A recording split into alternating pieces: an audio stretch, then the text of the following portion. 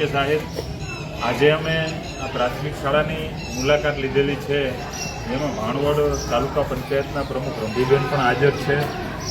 હમણાં ઘણા દિવસો થયા જે રાણી લક્ષ્મીબાઈ કરીને જે યોજના છે અને એમની દરેક શાળાઓમાં બહેનોને જે તાલીમ આપવામાં આવે છે કરાટેની, તે બાબતે ઘણી જગ્યાએ પૂર્ણ થવાને આરે છે, ઘણી જગ્યાએ ચાલુ હોય એવું લાગે છે. એટલે આજે ઘણી બધી શાળાઓની મુલાકાત પણ લીધી અને એક એમાં જોયું કે આમનું સંગઠન છે જે શિક્ષકોનું, તે પણ ક્યાંકનો ક્યાંક આમનો વિરોધ કરે છે. અમે લોકો પણ ક્યાંકનો ક્યાંક આમનો વિરોધ કરીએ છીએ.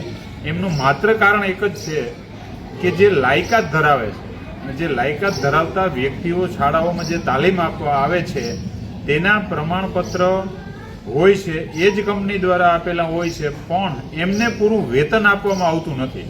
અને કારણ વગરના એમને ક્યાંકનો ક્યાંક માનસિક ટોર્ચર કરવામાં પણ આવે છે કે તમારે આપણા સંકલનમાં રહેવાનું ને અમારી દિશા મુજબ હાલવાનું ને કે અમે તમને કાઢી નાખશું ને આમ કરશું ને તેમ કરશું ને એવા વાયા અમને એવા સમાચાર મળે. એટલે ખરેખર આ વ્યાજબી નથી. એક શિક્ષણ શાખા છે એને તો તમે છોડો. અને આ બાબતે મેં જિલ્લા પ્રાથમિક શિક્ષણ અધિકારી હારે વાત કરવાની કોશિશ કરી, 2 ફોન કર્યા, ત્રીજે ફોને એમનો મારો ફોન નંબર એમને બ્લોકમાં રાખી દીધો. એટલે એમનું સ્પષ્ટપણે એવું જણાય છે કે જે આ કરાટેની તાલીમ આપવામાં જે આવી રહી છે એમાં ક્યાંકનો ક્યાંક જિલ્લા લેવલના અધિકારીઓ પણ હારે જોડાયેલા હોય તો જ આ શક્ય છે, નકર શક્ય નથી.